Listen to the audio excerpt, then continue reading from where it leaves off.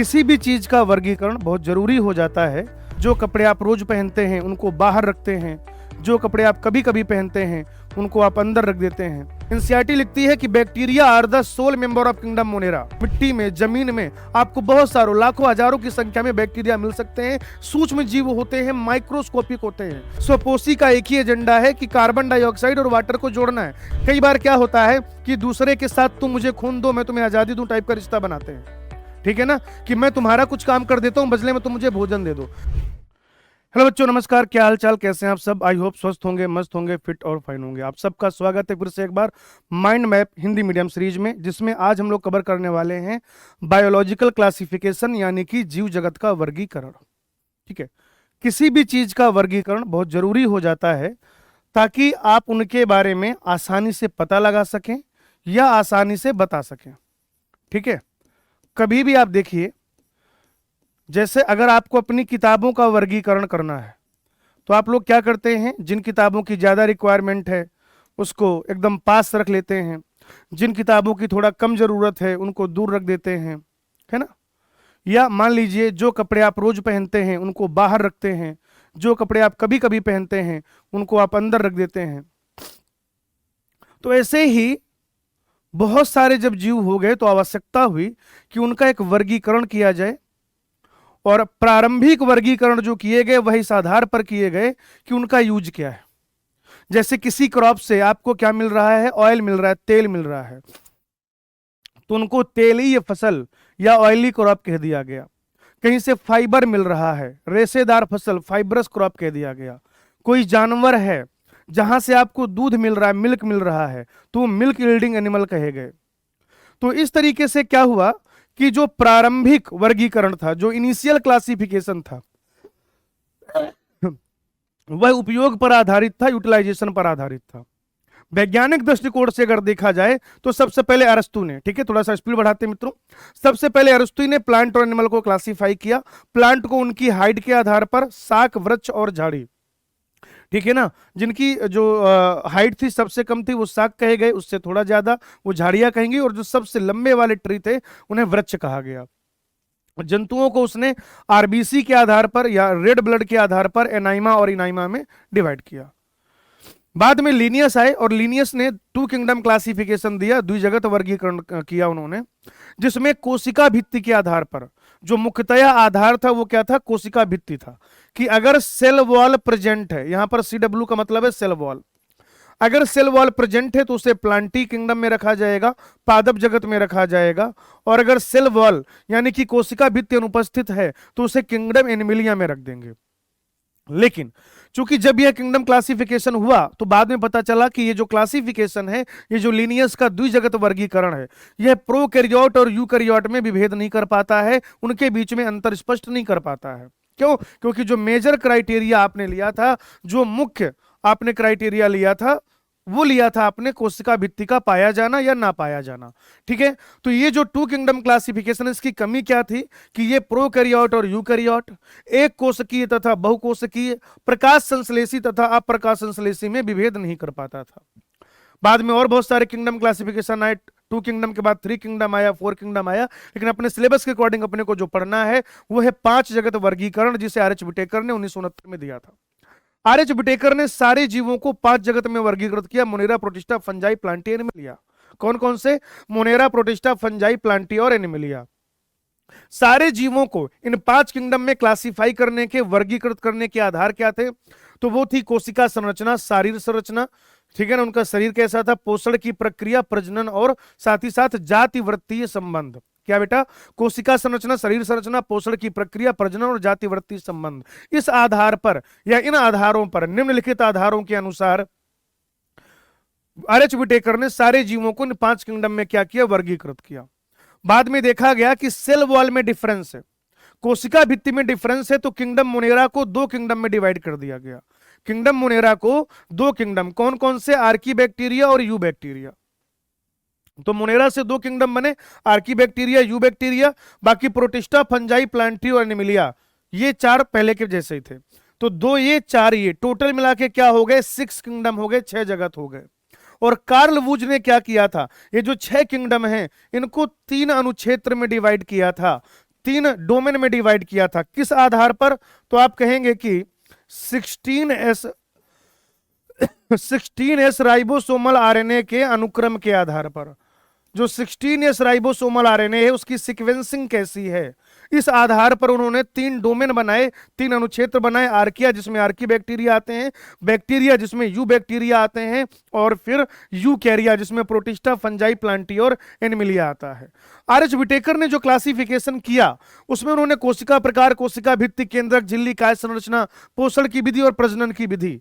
अगर आप देखेंगे यहां पर एक अंतर है। अंतर क्या है? इंग्लिश के एनसीईआरटी जब आप पढ़ेंगे तो 1 2 3 4 5 यही 5 चीजें दी गई हैं, ठीक है ना, यही 5 चीजें दी गई हैं। लेकिन जब आप हिंदी के एनसीईआरटी पढ़ते हैं तो प्रजनन की विधि को भी उन्होंने यहाँ पे शामिल किया हुआ है। तो मोनेरा जो है प्रोकैरियोट है, और आप जानते हैं कि जो प्रोकैरियोट होते हैं उनमें एक वेल डिफाइंड केंद्रक, एक बढ़िया सुस्पष्ट रूप से परिभाषित केंद्रक नहीं पाया जाता है। हालांकि यहाँ पर सेलुलोज रहित यानी कि बिना सेलुलोज का सेल वॉल पाया जाता है, जो कि पॉलीसेक्राइड और अमीनो अम्ल का बनता है। क्या कहते हैं उसे? पेप्टिडोग्लाइकन कहते हैं। मैंने आपको सेल वाले चैप्टर में पढ़ाया था, सेल वाले चैप्टर में मैंने आपसे डिस्कस किया था, माइंड मैप में भी, बैचेज में भी, उसे पेप्टोग्लाइकन या म्यूरिन कहा जाता है। चूंकि प्रोकैरियोट है तो कोशिका जो है केंद्रक झिल्ली नहीं पाया जाएगा, ठीक है, एक कोशिकीय होता है, एक अकेली कोशिका का बना होता है।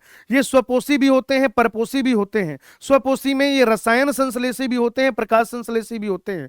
और अगर आप बात करें परपोषी में तो हो सकता है सड़ा गला पदार्थ से पोषण ले रहे हो, यानी कि मृतपोषी हो सकता है किसी प्लांट एनिमल के ऊपर ये परजीवी हो, या ऐसा हो सकता है किसी के साथ इनका सहजीवी संबंध हो। संयुग्मन इनमें क्या है? रिप्रोडक्शन की विधि है। प्रोटिस्टा यूकैरियोट है, कुछ में सेल वॉल पाई जाती है। यूकैरियोट है तो केंद्रक झिल्ली होगी, ये भी यूनिसेलुलर होता है। इनमें कुछ सदस्य स्वपोषी हैं, स्वपोषी में केवल प्रकाश संश्लेषी, और कुछ सदस्य जो है परपोषी हैं।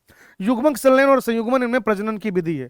फंजाई यूकैरियोट होते हैं, सेलुलोज रहित सेल वॉल, यानी बिना सेलुलोज का सेल वॉल पाया जाता है, काइटिन का बना हुआ। यूकैरियोट है तो केंद्रक झिल्ली पाई जाएगी। मल्टी सेलुलर होता है लेकिन अदृढ़ ऊतक पाया जाता है, अर्थात लूज टिश्यू पाया जाता है। टिश्यू सेल का ग्रुप तो बन गया लेकिन ये बहुत टाइट नहीं था, दृढ़ नहीं था, अदृढ़ ऊतक पाए जाते हैं फंजाई में। परपोषी, परजीवी, सहजीवी, मुख्यतः यह परपोषी ही होता है। फंजाई का दूर दूर तक वो स्वपोषी नहीं होता, प्रकाश संश्लेषी नहीं होता, ठीक है। युग्मक संलयन होगा, निषेचन होगा, इसमें प्रजनन की जो मेन प्रक्रिया है। किंगडम प्लांटी की अगर बात करें तो यूकैरियोट है, ठीक है, सेलुलोजिक सेल वॉल पाया जाता है। यूकैरियोट है तो केंद्रक झिल्ली पाई जाएगी। इनमें ऊतक, ऊतक तंत्र या अंग पाए जा सकते हैं। मुख्यतः ये स्वपोषी यानी कि प्रकाश संश्लेषी होते हैं, निषेचन होता है इनमें। एनिमिलिया, किंगडम एनिमिलिया यूकैरियोट है, सेल वॉल नहीं पाया जाएगा। यूकैरियोट है तो केंद्रक झिल्ली उपस्थित रहेगी, ऊतक, अंग या अंग तंत्र तक की चीजें उपस्थित हैं। परपोषी, प्राणी संभोजी, मृतपोषी कैसा भी हो सकता है, और यहां पर भी निषेचन होता है। तो ये दो चीजें जो संबंधित हैं अर्लियर क्लासिफिकेशन से, साथ ही साथ 5 किंगडम क्लासिफिकेशन से। इसके बाद हमें पढ़ना है किंगडम मोनेरा के बारे में। अगर आप किंगडम मोनेरा की बात करें, एनसीईआरटी लिखती है कि bacteria are the sole member of kingdom Monera, ठीक है ना, यानी ये जो बैक्टीरिया है, जीवाणु हैं, ये मुख्य सदस्य हैं, अकेले सदस्य हैं किंगडम मोनेरा के। और अगर आप देखें तो एक मुट्ठी मिट्टी में, जमीन में आपको बहुत सारों, लाखों, हजारों की संख्या में बैक्टीरिया मिल सकते हैं। सूक्ष्म जीव होते हैं, माइक्रोस्कोपिक होते हैं। साधारणतः जब आप इन्हें देखेंगे आपको ये नेकेड आई से, नग्न आंखों से नहीं दिखाई देते। इनको देखने के लिए आपको माइक्रोस्कोप यानी कि सूक्ष्मदर्शी की आवश्यकता होती है। प्रोकैरियोटिक जीव होते हैं और सारे के सारे एक कोशिकीय होते हैं। प्रोकैरियोट होते हैं और सारे के सारे एक कोशिकीय होते हैं। प्रोकैरियोट है तो मेम्ब्रेन बाउंड सेल ऑर्गेनल नहीं पाया जाएगा, केवल 70S राइबोसोम होगा, न्यूक्लियर मेम्ब्रेन नहीं होगा, ठीक है। सेल वाले चैप्टर में हमने सारे डिफरेंसेस ऑलरेडी देखे हुए हैं। इनकी जो संरचना, एक ही कोशिका का बना हुआ है, तो संरचना तो बहुत सरल है, लेकिन इनका जो मेटाबॉलिज्म है, इनका जो बिहेवियर है, वो काफी कॉम्प्लेक्स है, बहुत ही ज्यादा जटिल है, राइट। आकार के आधार पर इन्हें दिखते कैसे, इनका शेप क्या है, आकृति क्या है, इस आधार पर मुख्यतः यह 4 भागों में व्यक्त किया गया है। जो गोल गोल होते हैं उन्हें कॉकस कहा जाता है। जो छड़ के जैसे होते हैं या आप कह सकते हैं दंड के जैसे होते हैं उन्हें बैसिलस कहा जाता है। ये जो बैसिलस जीवाणु है, ये ऐसे भी बना हो सकता है।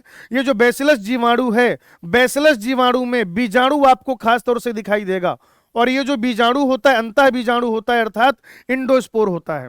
ऐसा कुछ ये रहेगा, ठीक है, स्पाइरल शेप का रहेगा, बार बार मुड़ रहा होगा, स्पाइरलम कहेंगे। इनमें देखिए फ्लैजला उपस्थित है, लेकिन अगर एक ही बार मोड़ आए, है ना, कॉमा जैसे आप लगाते हैं लिखते समय, तो उसे विब्रो, जो कॉमा से बैक्टीरिया होते हैं उन्हें विब्रो बैक्टीरिया कहा जाता है। तो जो गोल गोल होंगे स्फेरिकल होंगे कॉकस कहेंगे, ठीक है। जो रॉड शेप छड़ के आकार का या दंड के आकार का होगा उसे बैसिलस कहा जाएगा। उसमें खास बात क्या है, इंडोस्पोर यानी कि अंतः बीजाणु पाया जा रहा है, जिसमें बार बार घुमाव आ रहा है, ठीक है, और जिसके एंड पे फ्लैजला है उस पाइरिलम हो जाएगा, और जो एक बार मुड़ हो रहा है। अच्छा, इसमें एक चीज याद रखिएगा, ये किधर भी मुड़ सकता है, इधर भी मुड़ सकता है, इधर भी मुड़ सकता है, ठीक है, एक ही मोड रहेगा लेकिन कॉमा के जैसा, तो वेब्रो बैक्टीरिया कहेंगे, कॉमा के आकार का होता है।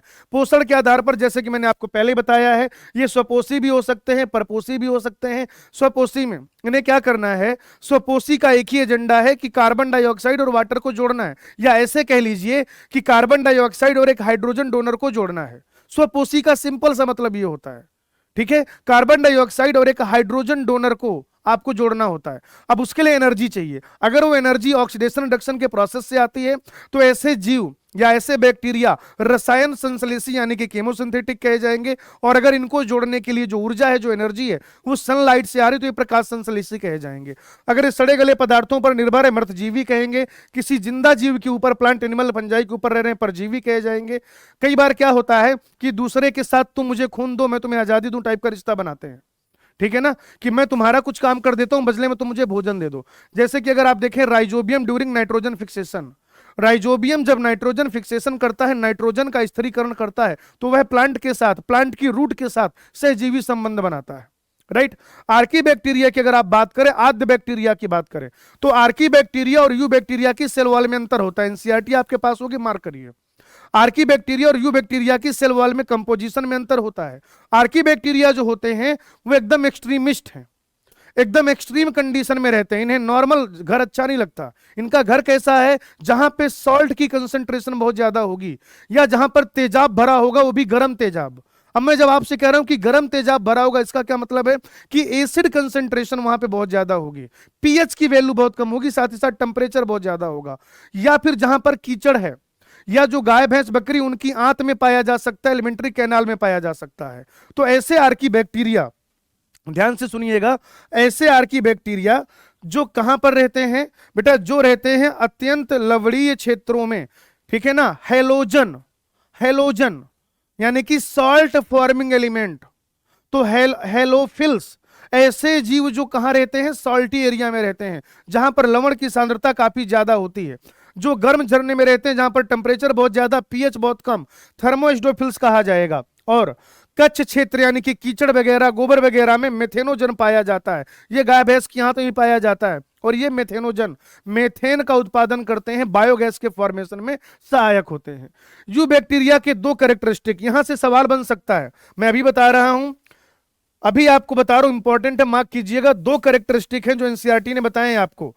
क्या बताया है, पहचान क्या है, यू बैक्टीरिया, यू बैक्टीरिया का विशेष लक्षण, जब आप इंग्लिश के एनसीईआरटी पढ़ेंगे तो वहां पे लिखा हुआ है, you bacteria are the characterised by presence of rigid cell wall and presence of flagella if motile.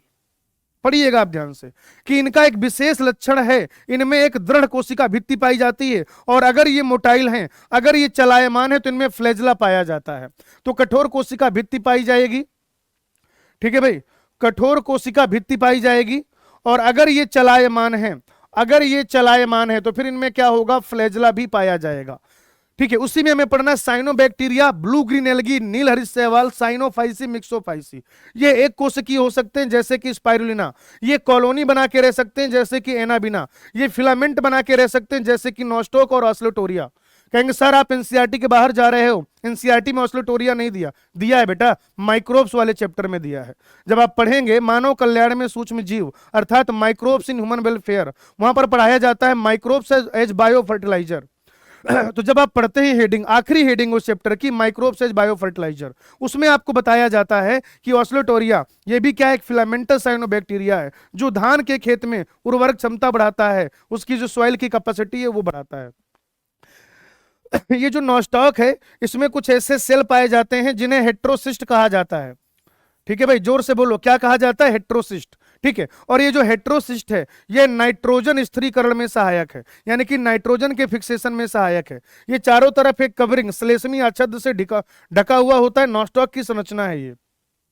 ये फ्रेश वाटर यानी कि अलवण जलीय हो सकते हैं, या समुद्री जल में रह सकते हैं, या स्थलीय हो सकते हैं। जहां पर पानी कैसा है, कंटामिनेटेड है, प्रदूषित है, न्यूट्रिएंट काफी ज्यादा होते हैं, न्यूट्रिएंट काफी ज्यादा होते हैं, तो प्रदूषित जल में ये ज्यादा फलता फूलता है, यानी इनकी आबादी ज्यादा बढ़ती है। इसको हम लोग क्या कहते हैं, एल्गल ब्लूम कहते हैं, शैवाल प्रस्फुटन या एल्गल ब्लूम, शैवाल प्रस्फुटन या एल्गल ब्लूम।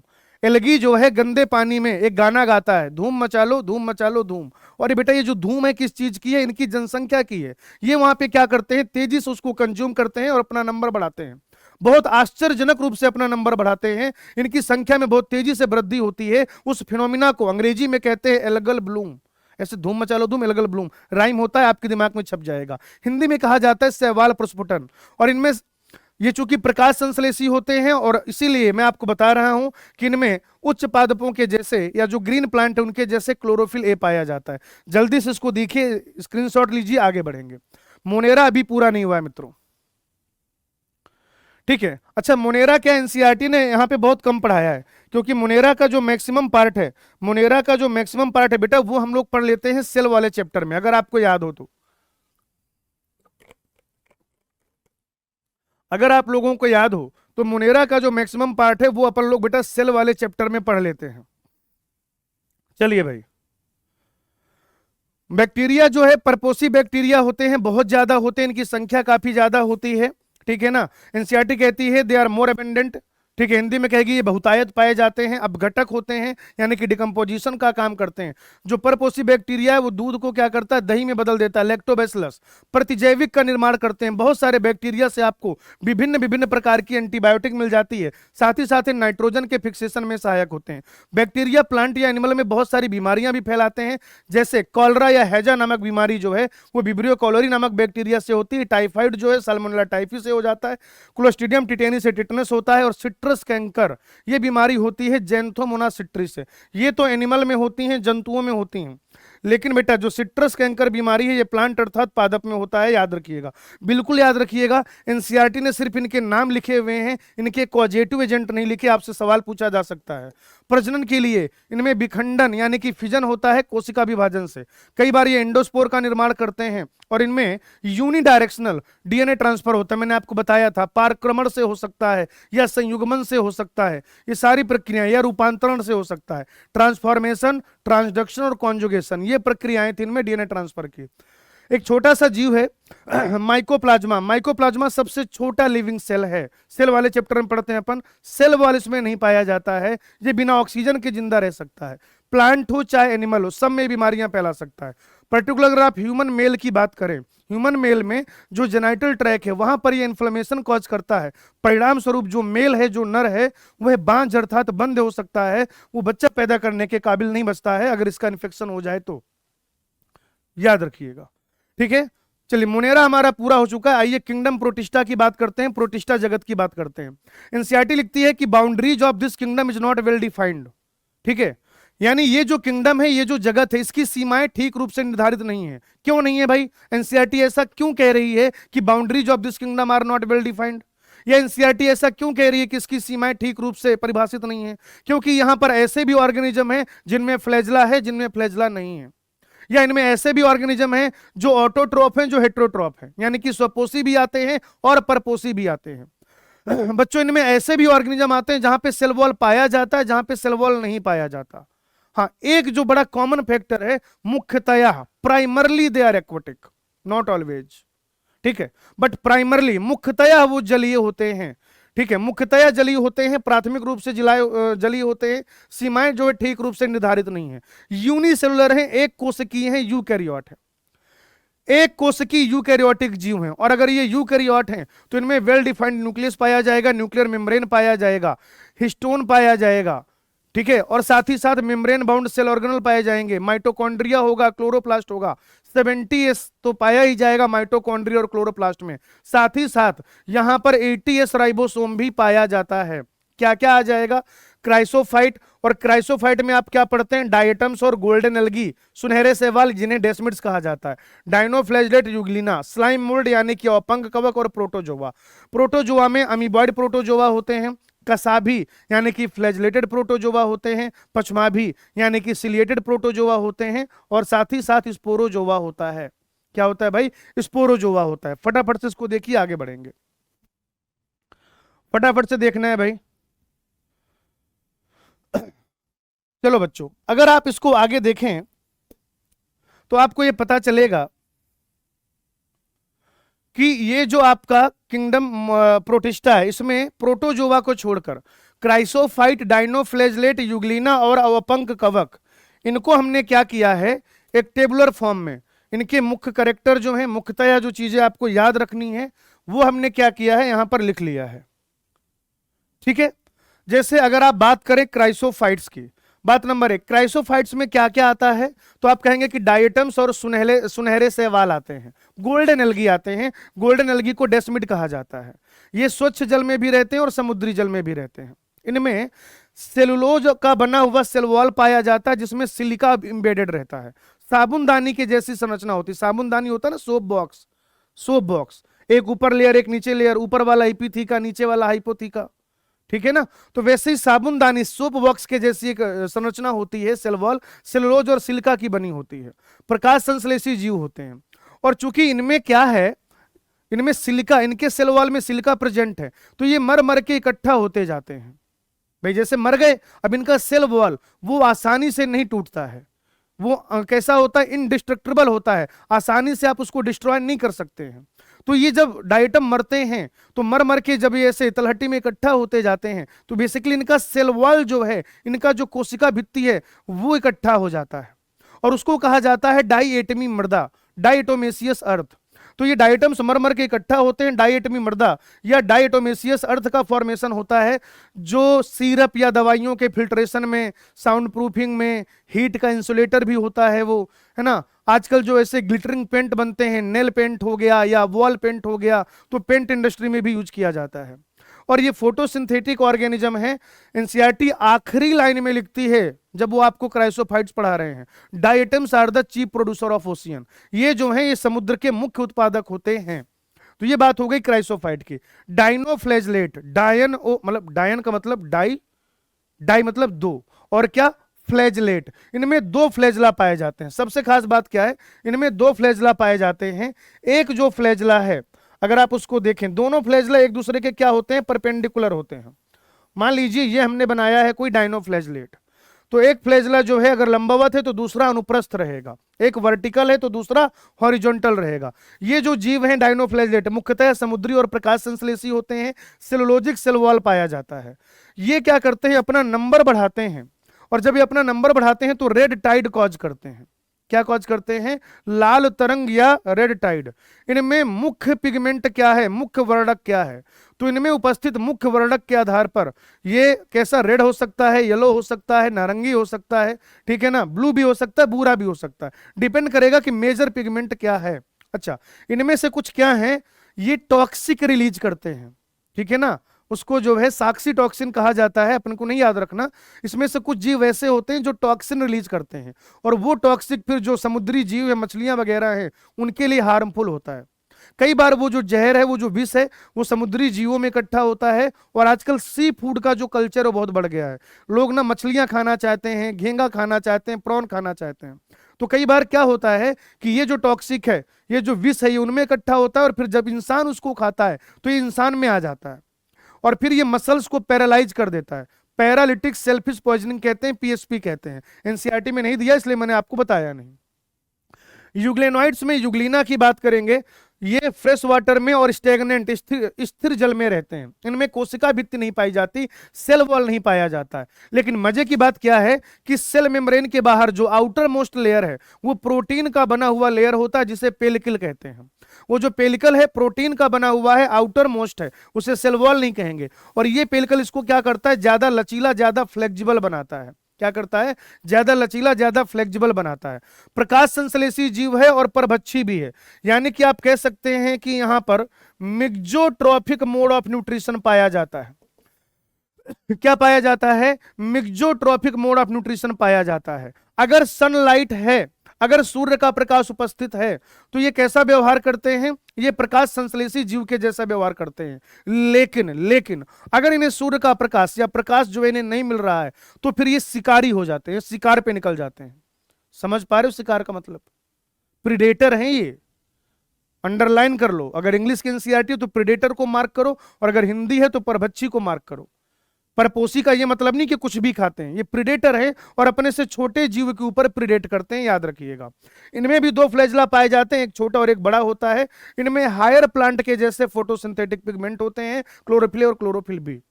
चूंकि ये ऑटोट्रॉप भी और हेट्रोट्रॉप भी है, इसलिए इसको कह देते हैं मिक्सोट्रॉपिक मोड ऑफ न्यूट्रिशन। अच्छा, एनिमल जो होते हैं वो हेटेरोट्रॉप होते हैं, प्लांट जो होते हैं वो स्वपोषी होते हैं, प्रकाश संश्लेषी होते हैं। इसीलिए ये जो युगलीना है, इस युगलीना को कह दिया जाता है पादप व जंतु के बीच की कड़ी। क्या कह दिया जाता है मित्रों? पादप व जंतु के मध्य की कड़ी। पादप व जंतु के मध्य की कड़ी, right, connecting link between plant and animal. और आखिरी में जो सेप्रोफिटिक प्रोटिस्ट है, सेप्रोफिटिक प्रोटिस्ट, जहां पे सेल वॉल नहीं पाया जाता है और जो मुख्यतया क्या है, मृतपोषी है। कई बार वो कई मीटर का हो सकता है ना। आपके जैसे आप चल रहे हैं, कुछ आपके क्या हो गया, टहनी वगैरह उन्हीं के साथ आपके पैर में लग गया, चप्पल में लग गया। कई बार आपको ऐसा महसूस होता है, मैं आपको बताता हूं कहां महसूस होता है। जैसे आप जाइए जहां पे भूसा पड़ा हुआ है या जहां पे बहुत सारी पत्तियां पड़ी हुई हैं, बहुत सारी पत्तियां ही पत्तियां पड़ी, गांव में होता है खूब सारी पत्तियां ही पत्तियां पड़ी हैं। अब आप पैदल चल रहे हो, आपको अचानक से रिलीज मतलब ऐसा एहसास होता है कि जैसे आपके पैर के नीचे कोई लिजलिजी चीज आ गई है, जैसे कफ जैसा एक उसका वो रहता है, स्लाइमी है ना, थोड़ा सा चिपचिपा सा रहता है। तो आपको क्या लगता है कि यहाँ पे कोई मरा जीव पड़ा हुआ है या कोई कुछ कचरा फेंक गया? नहीं, दरअसल वो स्लाइम मोल्ड होते हैं। क्या होते हैं वो? वहां पर स्लाइम मोल्ड होते हैं, और ये कई फिट के हो सकते हैं। ये जो स्लाइम मोल्ड है ये कई फिटके भी हो सकते हैं। तो हमने यहाँ पर मेजर जो कैरेक्टरिस्टिक हमें याद रखने, क्राइसोफाइट के, डायनोफ्लैजलेट के, युगलीना और अवपंक कवक को देख लीजिए, आप स्क्रीनशॉट ले लीजिए, आगे बढ़ते हैं। ठीक है, नेक्स्ट स्लाइड में हमने प्रोटोजोवा की बात की है। प्रोटोजोआ में अमीबॉइड प्रोटोजोआ यानी कि अमीबी प्रोटोजोआ, फ्लैजलेटेड प्रोटोजोआ यानी कि कसाभी प्रोटोजोआ, पचमाभी प्रोटोजोआ, सिलिया प्रेजेंट होता है, सिलिएटेड प्रोटोजोआ और स्पोरोजोआ। प्रोटोजोआ के बारे में कहा जाता है, एनसीईआरटी लिखती है, they are believed to be primitive relative of animals. ये आज के जो जंतु हैं उनके ये क्या है, प्रारंभिक पूर्वज हैं। यानी आज के जो जंतु हैं, आज के जो एनिमल हैं, उनका विकास कहीं ना कहीं किससे हुआ होगा? इन प्रोटोजोआ से हुआ होगा। तो क्या प्रोटोजोआ में सेल वॉल पाया जाएगा? बिल्कुल नहीं पाया जाएगा। एनिमल में सेल वॉल होता है क्या? नहीं होता है। तो उनके रिश्तेदारों में कहां से होगा भाई, है ना? और यहीं से तो एनिमल विकसित हुए हैं, तो इनमें सेल वॉल नहीं पाया जाता। एनिमल ऑटोट्रॉप होता है या हेट्रोट्रॉप होता है? हेटेरोट्रॉप होता है। ये भी सारे के सारे कैसे होते हैं? हेटेरोट्रॉप होते हैं। इनके वर्गीकरण का जो आधार है कि इसमें लोकोमोटरी ऑर्गन क्या है, लोकोमोटरी गमन अंग क्या है, वो कौन सी संरचना है जिससे चलते फिरते हैं। तो अगर इनमें फॉल्स फीट बन रहा है, कूटपाद कहते हैं, फॉल्स फीट, तो अगर कूटपाद बन रहा है तो इन्हें अमीबीय प्रोटोजोआ कहा जाएगा। अगर इनमें फ्लैजला प्रेजेंट है, फ्लैजलेटेड कसाभी प्रोटोजोआ कहेंगे। अगर सिलिया प्रेजेंट है, पचमाभी प्रोटोजोआ कहेंगे। और अगर कुछ नहीं प्रेजेंट है, स्पोरोजोआ कहेंगे। अमीबी प्रोटोजोआ जो हैं वो स्वच्छ जल में भी रहते हैं, समुद्री जल में भी रहते हैं, नम स्थान में रहते हैं। बताओ फटाफट से, जल्दी से, 5 बार बोलो सब लोग। अमीबी प्रोटोजोआ, स्वच्छ जल, समुद्री जल, नम स्थान। फटाफट से, जल्दी, टाइम नहीं बेटा। अमीबी प्रोटोजोआ, स्वच्छ जल, समुद्री जल, नम स्थान। फिर से बोलो, स्वच्छ जल, समुद्री जल, नम स्थान, अमीबी प्रोटोजोआ। इसका जो कूटपाद है वो गमनांग तो है ही, साथ ही साथ ये शिकार को, अपने प्रे को जो है कैप्चर करने के लिए, शिकार को पकड़ने के लिए भी कूटपाद का इस्तेमाल करते हैं। इसके जो समुद्री प्रकार हैं उसकी सतह पर सिलिका पाई जाती है। मार्क कर लीजिए, ये नीट 2025 का सवाल है भाई, नीट 2025 का सवाल है, मार्क कर लीजिए। और मैं आपको वैसे ही बता दूं, इस स्लाइड के बिना नीट 25 का पेपर नहीं बनेगा। ये जो स्लाइड है, इस स्लाइड में जितनी चीजें मैं आपके लिए लेकर आया हूं, इसके बिना नीट 2025 का पेपर नहीं बनेगा। और अगर मैं कह रहा हूं तो मेरा यकीन करिए नहीं बनेगा। आज मैं कह रहा हूं, 4 मई 2025 की शाम को आप भी कह रहे होंगे। चलिए, अगला है कसाभी प्रोटोजोआ, फ्लैजलेटेड प्रोटोजोआ। ये फ्री लिविंग भी हो सकते हैं या फिर परजीवी, पैरासाइट हो सकते हैं। चलने फिरने के लिए इनमें क्या पाया जाता है? कसाब अर्थात फ्लैजला पाया जाता है। उदाहरण हो जाएगा ट्रिपैनोसोमा। और ट्रिपैनोसोमा जो है उससे एक बीमारी होती है जिसे हम स्लीपिंग सिकनेस या हिंदी में कहते हैं निद्रालु व्याधि। स्लीपिंग सिकनेस या निद्रालु व्याधि नाम की बीमारी होती है। पचमाभी प्रोटोजोवा जलीय हैं, सक्रिय रूप से गति करते हैं, हजारों पचमाप पाया जाता है। पैरामीशियम इसका उदाहरण है। पैरामीशियम का डायग्राम एनसीईआरटी ने लिया हुआ है, मैं भी लेकर आया। इसमें एक ओपनिंग होती है, मतलब एक तरीके से माउथ टाइप की चीज है, वो गुहिका कहते हैं उसे, गलेट, गलेट की ओपनिंग बेसिकली। तो जैसे मान लीजिए ये ऐसे यहां पर क्या है, ये गलेट की ओपनिंग है, इस तरीके से ये गलेट की ओपनिंग है। क्या ये गलेट की ओपनिंग है यहां पर, और ये पूरा पीछे पैरामीशियम है।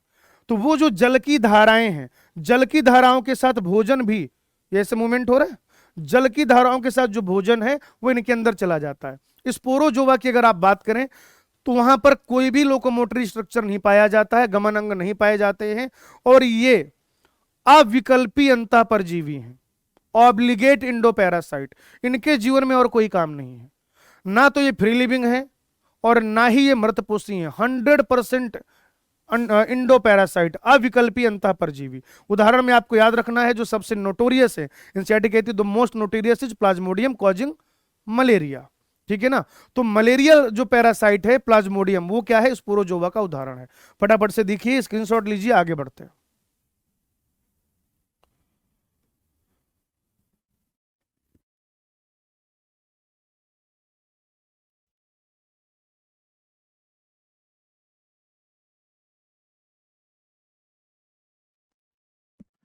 चलिए बेटा, यहां तक सबने देख लिया होगा। आइए बेटा फंजाई की बात कर लेते हैं। ठीक है, कवक या फंजाई, फफूंद। रोटी में, ब्रेड में, अचार में जो फफूंद लग जाती है दर्शक, वही फंजाई होता है। ये हवा, जल, मिट्टी, जंतु, पादप कहीं पर भी रखते हैं। जंतु पर बीमारी कॉज कर सकते हैं या पादप पर। इवन ये सींग जो होता है, टूटे हुए सींग में भी लग सकता है, ये बालों में भी आ सकता है, कहीं पे गोबर पड़ा हुआ है वहां पर भी ग्रो कर सकता है, टूटी हुई लकड़ी पड़ी हुई है वहां पर भी ग्रो कर सकता है। फंजाई जो होते हैं मुख्यतया कैसे होते हैं, बहुकोशिकीय होते हैं। ठीक है, ईस्ट, लेकिन याद रखिएगा ईस्ट जो है वो एक कोशिकीय होता है, यूनिसेलुलर होता है। फंजाई जो होते हैं तंतुमयी होते हैं, तंतुमयी, फिलामेंटस। लेकिन ईस्ट जो है उसमें तंतु भी नहीं पाया जाता। अरे मित्रों, तंतु बनने के लिए बहुत सारी सेल होना चाहिए, तंतु फिलामेंट बनने के लिए बहुत सारी सेल होना चाहिए। ईस्ट जो है, east, east non mycelial fungi है। कहोगे सर कभी आप बोल रहे हो तंतु, कभी बोल रहे हो आप माइसेलियम। देखो बेटा, ये कुछ फिलामेंट्स का बना होता है। फंजाई जो होता है वो कुछ एक फिलामेंटस स्ट्रक्चर का बना होता है, तंतुओं का बना होता है। और वो जो तंतु है उसे हाइफा कहते हैं। क्या कहते हैं, हाइफा। और फिर ये हाइफा यानी कि एक तंतु, दो तंतु। जैसे आप क्या करो, एक वायर ले लो, तार ले लो, तो वो जो तार है मान लो कि वो एक फिलामेंट है, तंतु है, जिसे आप हाइफा कहेंगे। अब बहुत सारे आप तार ले लो, एड़े बेड़े आड़े तिरछे कर लो, तो वो क्या हो जाएगा, तारों का जाल हो जाएगा। तो वैसे ही एक नेटवर्क होता है उन फिलामेंट्स का, उन हाइफा का, जिसे माइसेलियम या कवक जाल कहते हैं। अब अगर मैं आपसे पूछूं कि गांधी जी की हेयर स्टाइल क्या थी, तो भाई बाल ही नहीं थे। हेयर स्टाइल होने के लिए सर में हेयर होना जरूरी है। अब जब यहां पर फिलामेंट ही नहीं है, ईस्ट में जब फिलामेंट ही नहीं है, तो नेटवर्क ऑफ फिलामेंट कैसे बनेगा। तो ना उसमें कवक जाल यानी कि ना तो माइसेलियम पाया जाता है ईस्ट में, ना ही ईस्ट में फिलामेंट पाया जाता है, और ना ही ईस्ट मल्टीसेलुलर होता है। ईस्ट जो है यूनिसेलुलर होता है, एक कोशिकीय होता है। पोषण के आधार पर ये मृतपोषी हो सकते हैं, सड़े गले चीजों पर अपना जीवन यापन करेंगे। परजीवी किसी प्लांट या एनिमल के ऊपर, सहजीवी में लाइकेन अथवा कवक मूल के रूप में हो सकता है। शैवाल और कवक का जो संबंध है उसे लाइकेन कहते हैं, बीसी चैप्टर में आखिरी में पढ़ेंगे। माइकोराइजा क्या होता है बेटा, उच्च पादपों की जो जड़ है और फंगल फिलामेंट तंतु जो है, यानी कि फंजाई और हायर प्लांट की रूट, उनके बीच में एक सहजीवी संबंध है। कई बार क्या होता है कि रूट में बहुत बढ़िया से मूल रोम डेवलप नहीं होते हैं, रूट हेयर डेवलप नहीं होते हैं, तो एब्जॉर्प्शन वगैरह में समस्या आती है। वाटर और मिनरल का बढ़िया से एब्जॉर्प्शन नहीं हो पाता। भाई नेचर, भगवान पागल थोड़ी है कि वहां मूल रोम भी बना रखे हैं, रूट हेयर भी बना रखे हैं, फंजाई भी भेजे दे रहा है। जनरली आपको ऐसे फंगल एसोसिएशन, जनरली आपको माइकोराइजा वहीं देखने को मिलता है जहां पर रूट सिस्टम बहुत डेवलप नहीं होता, मूल रोम, रूट हेयर नहीं पाए जाते। तो फंजाई के जो तंतु हैं वो वहां पे जाके एक संबंध बनाते हैं, और ये फंजाई के तंतु कहते हैं प्लांट की रूट से। कि सुनो, मम्मी से बोलो खाना दे दें। मम्मी कौन? क्लोरोप्लास्ट, किचन मतलब। तो क्लोरोप्लास्ट चूंकि प्लांट में पाया जाता है, वो स्वपोषी होते हैं, अपना भोजन का निर्माण करते हैं। तो ये जो फंजाई है, प्लांट से इसको भोजन मिल जाता है। बदले में फंजाई क्या करता है? नल से पानी भर भर के देता रहता है, यानी कि वाटर और मिनरल का अवशोषण करके, वाटर और मिनरल का एब्जॉर्प्शन करके प्लांट को दे देता है। तो प्लांट से फंजाई का क्या फायदा है? भोजन मिलेगा, फूड मिलेगा। प्लांट को फंजाई से क्या फायदा है? वाटर और मिनरल जो है उसका एब्जॉर्प्शन बढ़िया से होगा, अवशोषण बढ़िया से होगा। कोशिका भित्ति जो है सेल वॉल, वो काइटिन का बना होता है, ठीक है, काइटिन, काइटिनस सेल वॉल यहां पर होती है। रिप्रोडक्शन की अगर आप बात करें तो वेजिटेटिव रिप्रोडक्शन भी होता है, और असेक्सुअल रिप्रोडक्शन भी होता है, और सेक्सुअल रिप्रोडक्शन भी होता है। वेजिटेटिव रिप्रोडक्शन फिजन से हो जाएगा, या फिर फ्रेगमेंटेशन से हो जाएगा, या फिर बडिंग से हो जाएगा। खंडन, विखंडन और मुकुलन मैंने बैचेज में बहुत डिटेल में पढ़ा रखा है। लग रहा है जुकाम हो गया भाई, कोई फंगल इन्फेक्शन तो नहीं हो गया दिमाग में? चलिए कोई बात नहीं, चैप्टर कंप्लीट करेंगे अपन। तो कायिक जनन जो है वेजिटेटिव रिप्रोडक्शन खंडन, विखंडन या मुकुलन से होता है। अलैंगिक जनन विभिन्न विभिन्न प्रकार के स्पोर से होता है, जैसे कोनिडिया है, या धानी बीजाणु है, या चल बीजाणु है।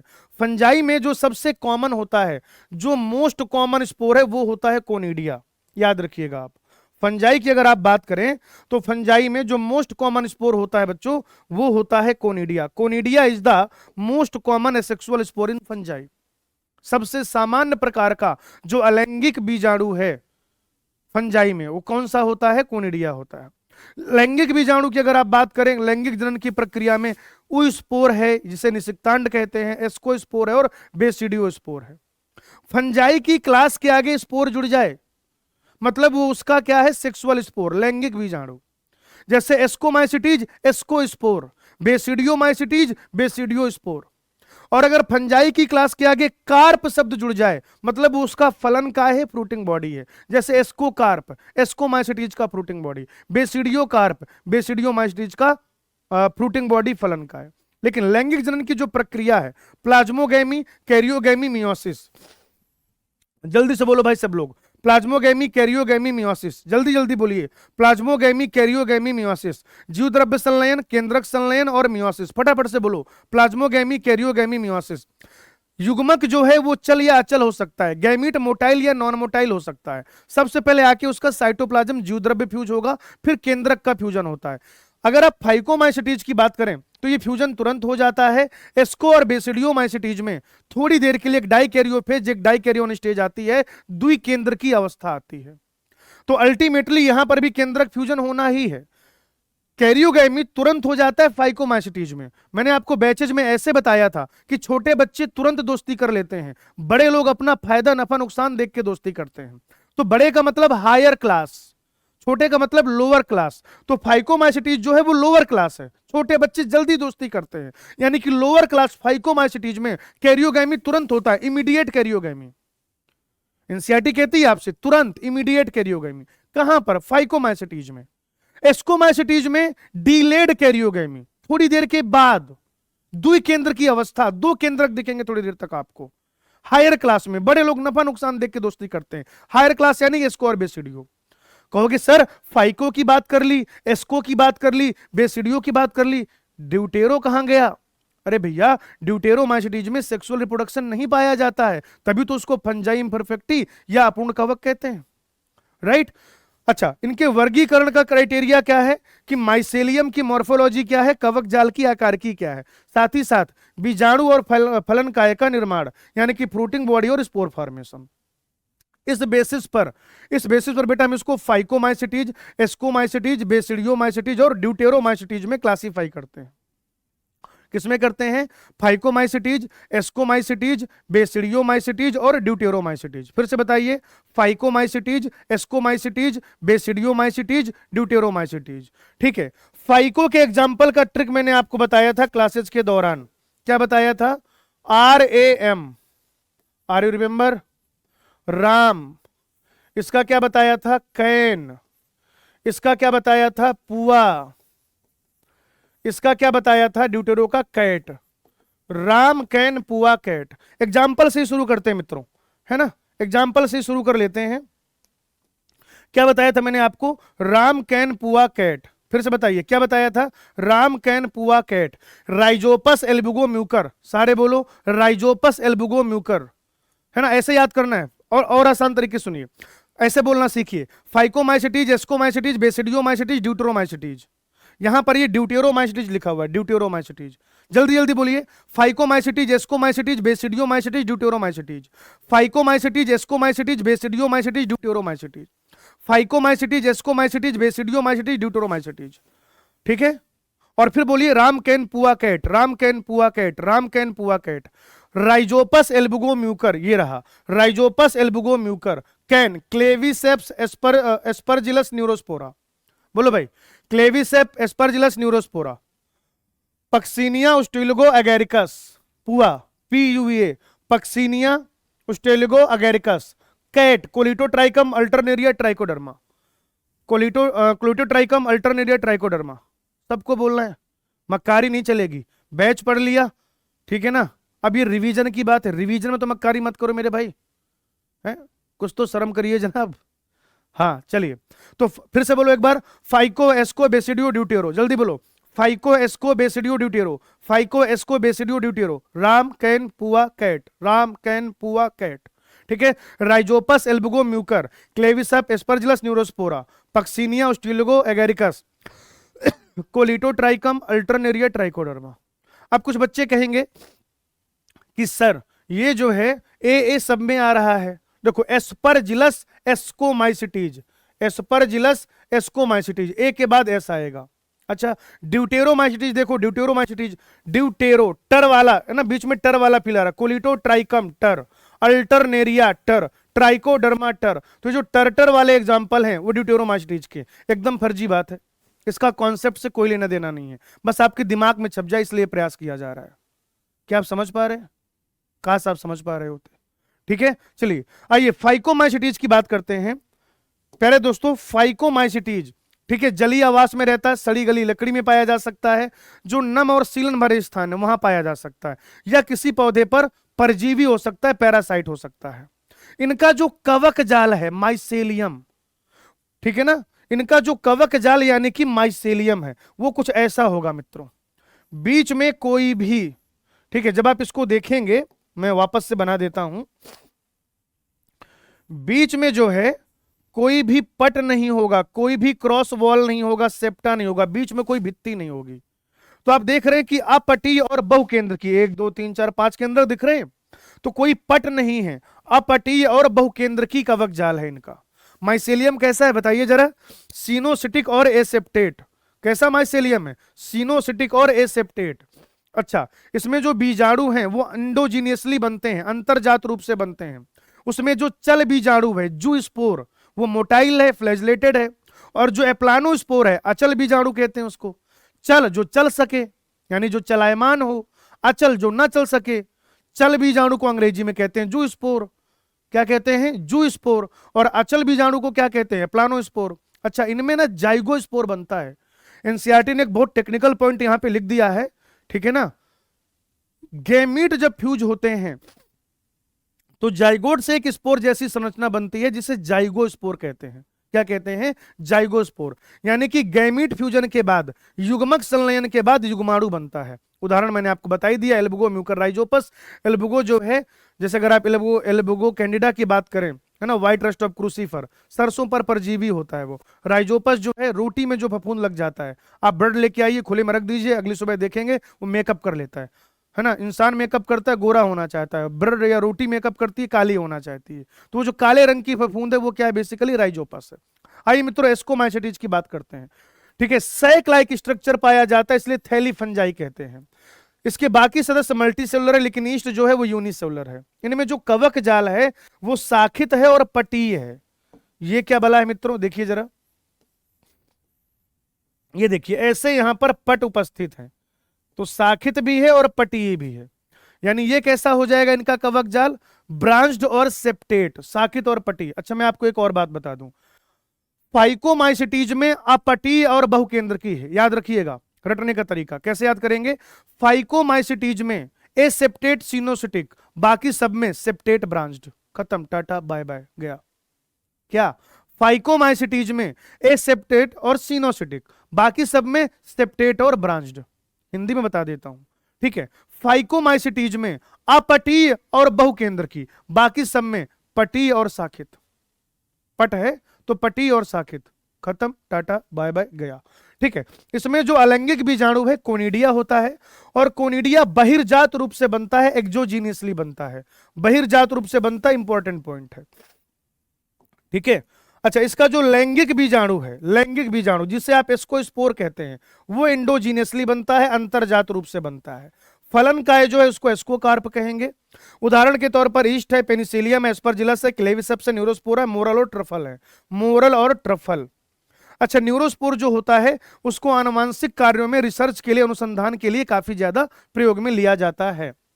नेक्स्ट है बेसिडियोमाइसिटीज, ठीक है। मशरूम इसी में आएंगे, ब्रैकेट फंजाई आ जाएगा, पफ बॉल आ जाएगा, टोड स्टोल्स आते हैं, मैंने बताया कवक जाल शाखित और पटीय है। अलैंगिक बीजाणु इसमें प्रायः अनुपस्थित होते हैं। बेसिडियोमाइसिटीज में अलैंगिक बीजाणु जो है प्रायः अनुपस्थित होते हैं, कायिक जनन खंडन से होता है, और इनमें सेक्स ऑर्गन भी नहीं पाए जाते।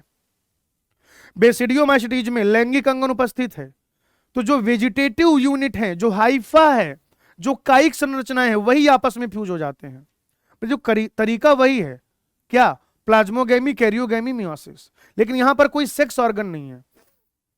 अगर आप बेसिडियोमाइसिटीज की बात करें तो यहां पर कोई सेक्स ऑर्गन नहीं होता है, बस जो कायिक संरचना है, जो हाइफा है, वही फ्यूज हो जाता है। इंग्लिश में उसे सोमेटोगेमी कहते हैं, सोमेटोगेमी।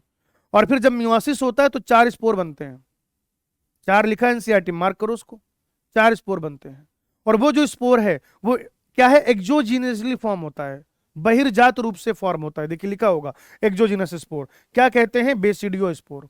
और इनका जो फ्रूटिंग बॉडी है, फलन काय, उसे हम बेसिडोकार्प कहते हैं। एग्जाम्पल में एगेरिकस मशरूम है, ओस्टेलिगो जिसे कंड कहते हैं, पक्सिनिया जिसे किट्ट कहते हैं, याद रखिएगा।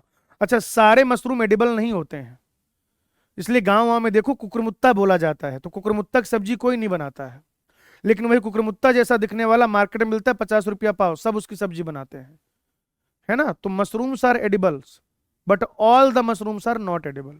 सारे मशरूम एडिबल नहीं होते हैं, सबको नहीं खाते हैं। ड्यूटेरोमाइसिटीज जो है अपूर्ण कवक कहते हैं, फंजाई इम्परफेक्टी कहते हैं, क्योंकि इनमें केवल और केवल क्या पाया जाता है, कायिक या अलैंगिक जनन। सेक्सुअल रिप्रोडक्शन इनमें टोटली एब्सेंट है। ऐसा कहा जाता है कि जब इनमें सेक्सुअल रिप्रोडक्शन खोजा जाएगा तो एस्को या बेसिडियो के साथ इनका संबंध स्थापित करेंगे, और जहां सिमिलरिटी ज्यादा होगी उस क्लास में रख दिया जाएगा।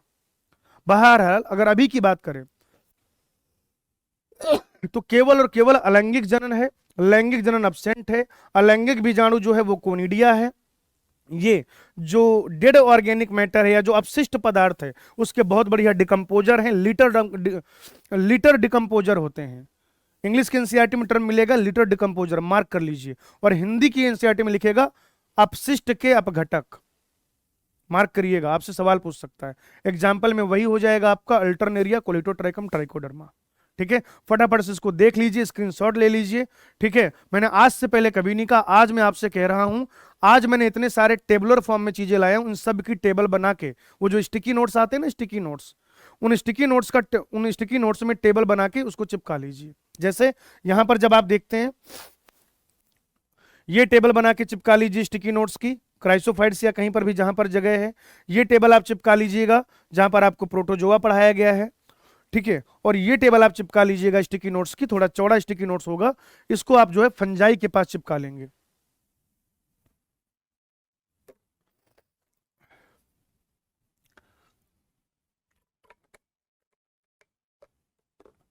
चलिए भाई, ये काम आपका हो गया। आइए अब हम लोग पढ़ेंगे विषाणु के बारे में। विषाणु अर्थात वायरस, ठीक है, विषाणु अर्थात वायरस। ये जो विषाणु है ये निर्जीव और सजीव के बीच की कड़ी, कोशिका के बाहर या पोषक के बाहर, होस्ट के बाहर। अगर ये किसी सेल के बाहर है, होस्ट के बाहर है, तो ये टोटली इनर्ट है। ये क्रिस्टल है, ये चीनी क्रिस्टल देखते हो, चीनी का दाना, बस वैसा ही पड़ा है, कुछ इतना बड़ा भी नहीं होता हालांकि, ठीक है ना।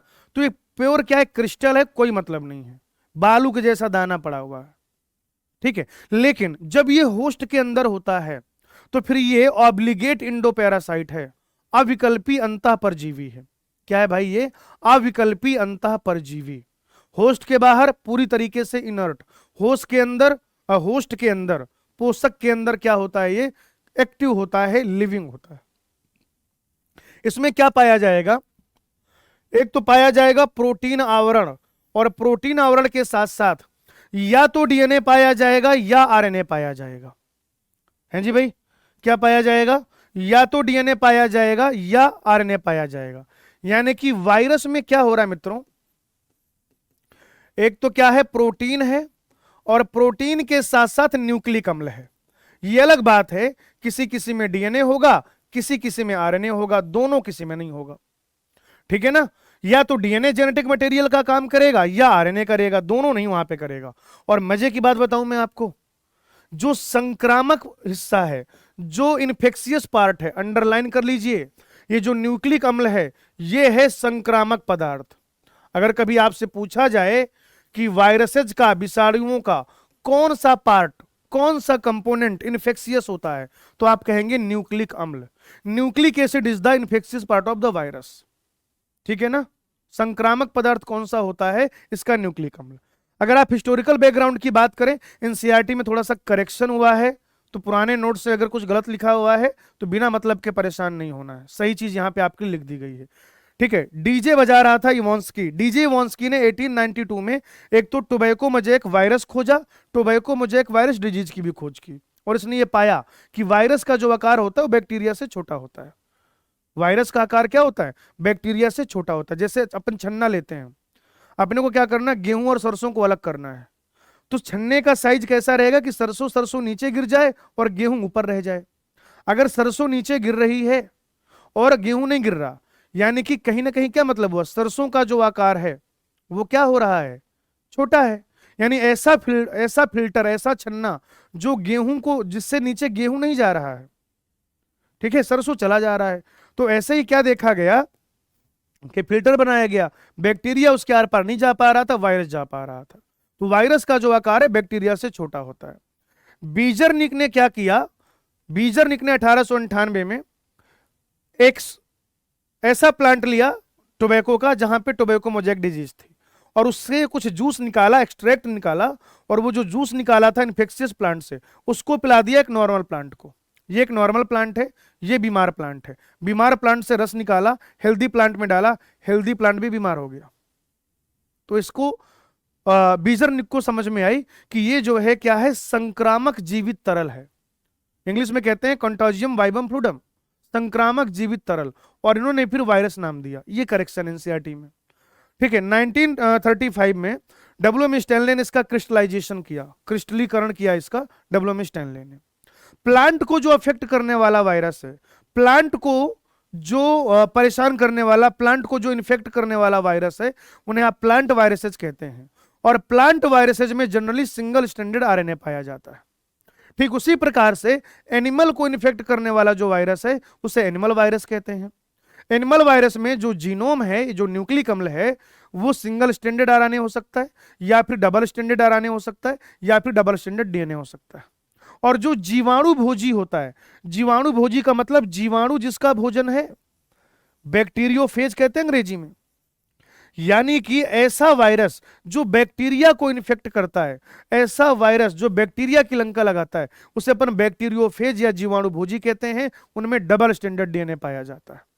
वायरस से बहुत सारी बीमारियां जैसे स्मॉल पॉक्स है, या अगर प्लांट्स में देखें स्टैंडर्ड ग्रोथ, ठीक है ना, लीफ कर्लिंग, इस तरीके की बीमारियां। एड्स एक बड़ी समस्या है ना, वो बड़ी बीमारी है, तो वो भी वायरस जनित है, वायरस के द्वारा होती है। एचआईवी उसके वायरस का नाम होता है, ह्यूमन इम्यूनोडिफिशियंसी वायरस, है ना।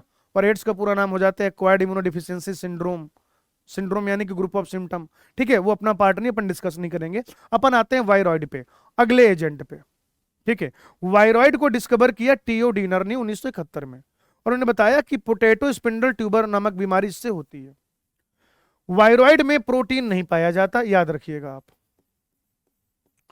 वायरॉइड में प्रोटीन अनुपस्थित है। क्या है ये? एक free low molecular weight RNA है। वायरॉइड क्या है? एक free low molecular weight RNA है, मुक्त और कम मॉलिक्यूलर, कम आणविक भार वाला आरएनए है। वायरॉइड में केवल और केवल आरएनए पाया जाता है, ना डीएनए होगा ना प्रोटीन होगा।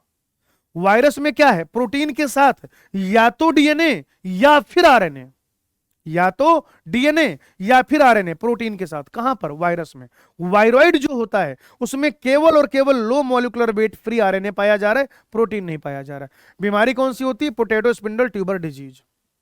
प्रोसंक जो होते हैं, आप देखिए बायोमोलिकुलर चैप्टर में प्रोटीन की फोल्डिंग पढ़ते हैं, तो प्रोसंक जो है वो एबनॉर्मली फोल्डेड प्रोटीन होता है।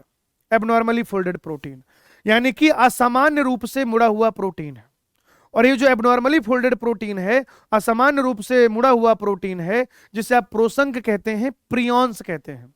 इसकी वजह से न्यूरोलॉजिकल बीमारी होती है, पगलाता इंसान या जानवर जिसको ये बीमारी होती है, ठीक है। जैसे CR जैकब डिजीज इंसानों में जो होती है, CJD यानी कि CR जैकब डिजीज, ठीक है। मैड काउ डिजीज, गाय पागल हो गई ये बीमारी। बोवाइन स्पॉन्जिफॉर्म इंसेफेलोपैथी, BSE बीमारी, ठीक है। और इसका जो आकार होता है ये वायरस के बराबर होता है, यानी प्रोसंक यानी कि प्रियॉन और वायरस, इनका साइज लगभग बराबर है, ठीक है। आखिरी में लाइकेन पढ़ेंगे। लाइकेन जो है कवक और शैवाल का क्या है, बताइएगा जरा। लाइकेन जो है कवक और शैवाल का क्या है, सहजीवी संबंध है। कवक से आपको क्या क्या मिलेगा, ठीक है ना। तो कवक का जो काम है कि कवक जो है आवास देता है, रहने की जगह देता है, साथ ही साथ जल और खनिज का अवशोषण करता है। साथ ही साथ क्या करता है, जल और खनिज का अवशोषण करता है। शैवाल क्या करता है बेटे, प्रकाश संश्लेषण करता है, भोजन बनाता है। रहने की जगह का जुगाड़ कौन करेगा, कवक। रहने की जगह का जुगाड़ कौन करेगा, कवक। खाने मतलब पानी का जुगाड़ कौन करेगा, कवक, फंजाई। मिनरल की व्यवस्था कौन करेगा, कवक। हाँ, लेकिन ये सारी चीजें जब मिल जाएंगी तो खाना कौन बनाएगा, फोटोसिंथेसिस कौन करेगा, शैवाल। शैवाल की खास बात क्या है, they are very good pollution indicator. NCERT की आखिरी line, they are very good pollution indicator, they do not grow in highly polluted area. जो प्रदूषित क्षेत्र हैं वहां पर लाइकेन की वृद्धि नहीं होती है, वहां पर लाइकेन ग्रो नहीं करते हैं। और ये जो आपका शैवाल वाला पार्टनर है, शैवाल को कहा जाता है फाइकोबायोंट। शैवाल को क्या कहा जाता है, फाइकोबायोंट। और कवक को क्या कहा जाता है, माइकोबायोंट, ठीक है ना। ये देखिए एक बार स्क्रीनशॉट ले लीजिए। लगभग 1 घंटे में हमने पूरा चैप्टर रिवाइज कर लिया है, ठीक है ना। एनसीईआरटी में 2 हेडिंग होगी, प्लांट और एनिमल। तो एनिमल वाला पार्ट एनिमल किंगडम में कवर होगा, और प्लांट वाला जो पैराग्राफ है वो प्लांट किंगडम वाले चैप्टर में जो भी 2-3 पॉइंट मैं पढ़ाऊंगा आपको, ठीक है जी। चलिए, तो ये एक बार फटाफट से देख लीजिए। हमने यहां से शुरू किया था। सबसे पहले वर्गीकरण और किंगडम क्लासिफिकेशन, 3 डोमेन सिस्टम। फिर उसके बाद 5 किंगडम क्लासिफिकेशन की टेबल एनसीईआरटी में गिवन है। किंगडम मोनेरा, उसका साइज, उसका पोषण, यू बैक्टीरिया, साइनोफाइसियार्की bacteria, Nostoc, Anabaena, nitrogen fixation, ठीक है। उनमें प्रजनन, उनमें जो उनसे होने वाली बीमारियां, फिर प्रोटिस्टा की जनरल इन्फॉर्मेशन, फिर क्राइसोफाइट, डायनोफ्लाइलर यूग्लिना और स्लाइम मोल्ड। उसके बाद प्रोटोजोआ में अमीबी प्रोटोजोआ, कसाबी प्रोटोजोआ, पचमाबी प्रोटोजोआ, स्पोरोजोआ। उसके बाद फंजाई के जनरल करेक्टर, फिर फाइकोमाइसिटी, जेस्कोमाइसिटी, बेसिडियोमाइसिटी, ड्यूटेरोमाइसिटी, और आखिरी में विषाणु यानी कि वायरस, वायरॉइड, प्रोसंग और लाइकेंस। बेसिकली ये वो जीव हैं जो 5 किंगडम क्लासिफिकेशन में कहीं पे नहीं आते, इनका अपना अलग रोल है, ठीक है। होमवर्क आपका क्या हो जाएगा, आपको जो मॉड्यूल मिला है उससे आप PYQ सॉल्व कर लीजिएगा, एनसीईआरटी रीड कर लीजिएगा, आपको आनंद आ जाएगा। बाकी हंसते रहिए, मुस्कुराते रहिए, पढ़ते रहिए, लिखते रहिए, लेक्चर रिवाइज करते रहिए, DPP सॉल्व करते रहिए। आपका ध्यान अपने लक्ष्य पर बनाए रखिए, खुद पर यकीन रखिए, और हमेशा ध्यान रखिए जब तक फोड़ेंगे नहीं तब तक छोड़ेंगे नहीं। आज की कथा यहीं तक, आगे I will take it on next class. Thank you, धन्यवाद।